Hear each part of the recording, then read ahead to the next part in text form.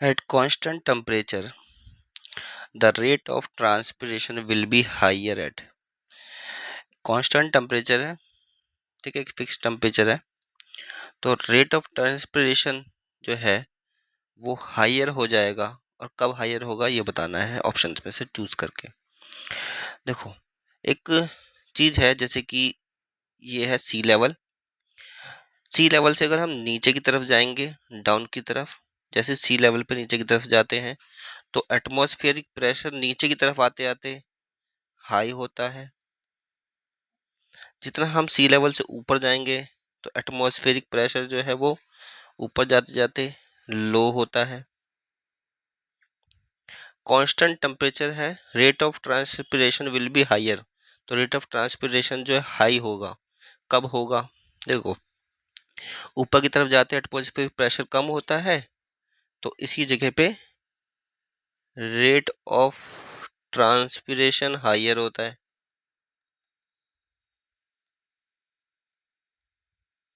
ठीक है, atmosphere pressure कम, जहाँ पे एटमॉस्फेयर प्रेशर कम होगा वहाँ पे ट्रांसपिरेशन ज़्यादा होगा। जहाँ पे एटमॉस्फेयर प्रेशर ज़्यादा होगा, सॉरी, हाँ, जहाँ पे एटमॉस्फेयर प्रेशर ज़्यादा होगा वहाँ पे रेट ऑफ ट्रांसपिरेशन कम होगा।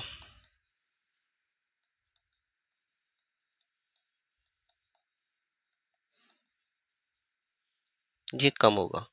जब हम नीचे की तरफ आते हैं तो एटमॉस्फेरिक प्रेशर जो है वो ज़्यादा होता चला जाता है और रेट ऑफ ट्रांसपिरेशन कम होता चला जाता है।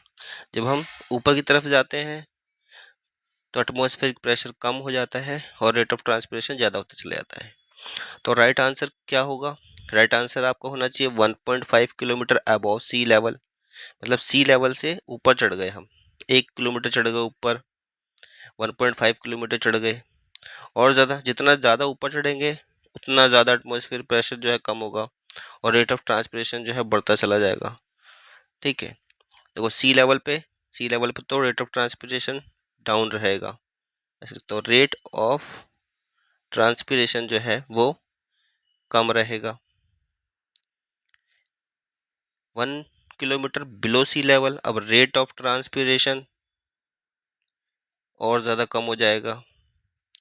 अब सी लेवल से ऊपर चढ़ गए तो रेट ऑफ ट्रांसपिरेशन बढ़ जाएगा 1.5 पे, तो रेट ऑफ ट्रांसपिरेशन और ज़्यादा बढ़ जाएगा।